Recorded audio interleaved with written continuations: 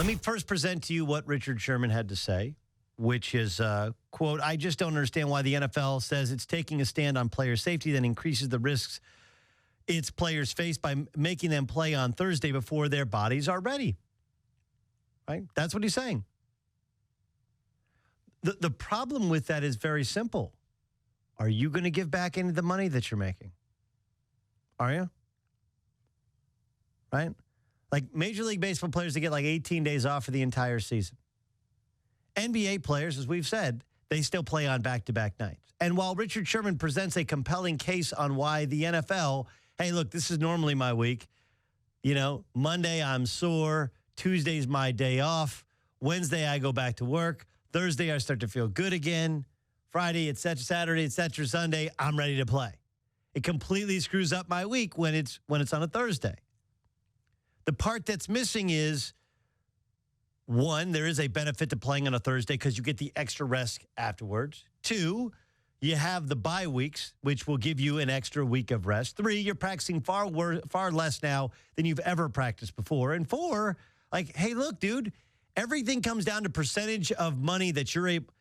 The salary cap is based upon the percentage of income that the players are entitled to, and that part of the money, a huge portion of the money comes from TV revenue.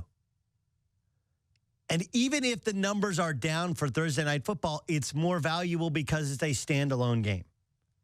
Otherwise, you jam-pack it into a Sunday, 1 o'clock, Sunday, 4 o'clock, and it's more of a regional game than a nationally televised game. Like just the dollars and cents of it. But this is kind of who Richard Sherman is. Okay? I'm not going to call him a complete hypocrite because Aaron Nagler, who we follow on Twitter, who covers the Packers, has actually a very good podcast in regards to the Packers. He tweeted out some video of him going after Davante Adams, like, hey, if you're all for player safety, why are you going after, why are you taking cheap shots at Davante Adams? Because I don't believe Richard Sherman ever said that he was personally for player safety. The problem, though, is that Richard Sherman is just smart enough to understand there are certain trigger points that make people want to, it's confirmation bias, right? They think the NFL's product is inferior on Thursday. They assume that you're putting players at risk. They want to call the NFL front offices hypocrites, and so he's kind of playing to that. He's playing to a narrative. He's done it with college sports before. Like, this is what smart people do. It's not any different than politics, either side of the political aisle. Right? Like Donald Trump won an election by playing to the, hey, you know, she's kind of loose with the truth. They're going to take your guns. And you get to like, you know what? You're right. Hillary Clinton played to the exact opposite side. Like, that's politics. That's what he's playing here. Because the truth is that even though they're playing on Thursday nights, and go back 5 years ago, they weren't playing on Thursday nights. They have a bye week. They practice less. These are all things that they collectively bargained for and agreed to. And there's not one guy that's like, hey, yo, man, I'll give back a week of a game check if I can have that week off. There isn't a guy there. Isn't a guy there. And it's football. Right? They didn't add 18 games. They didn't add a playoff game. Like, it hasn't changed.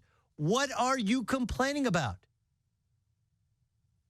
You know, these are the same guys that when you say, hey, you got to change your target area, you can't take out a guy like, well, you're taking away from football. That's not football. Like, all right. We'll let you play football, but you practice less than you ever could before. Like, this is who Richard Sherman is.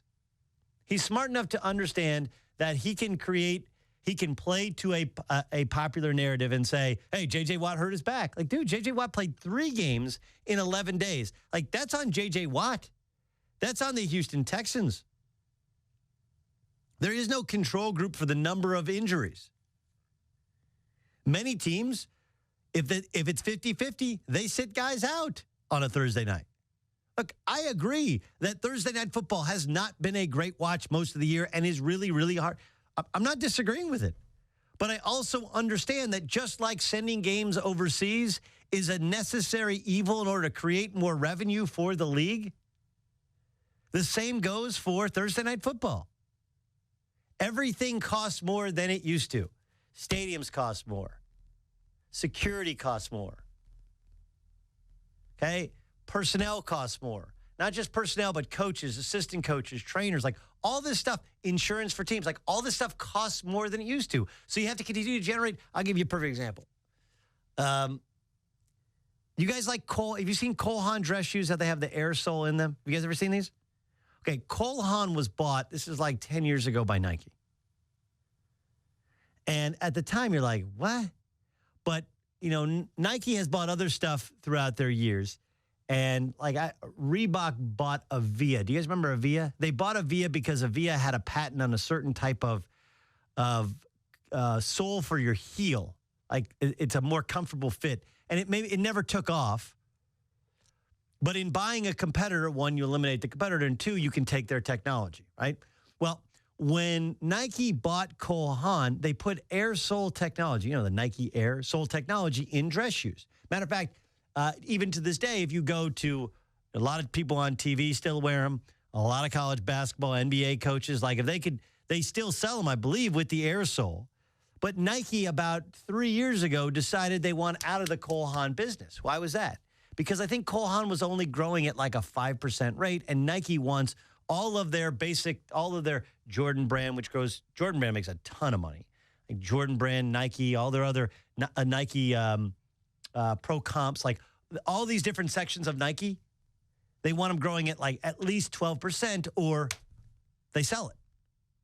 Make a profit on the sale, but you're not going to carry the debt of an entire, you know, branch of your company that's not generating more money because everything costs more. You want your books to look super clean.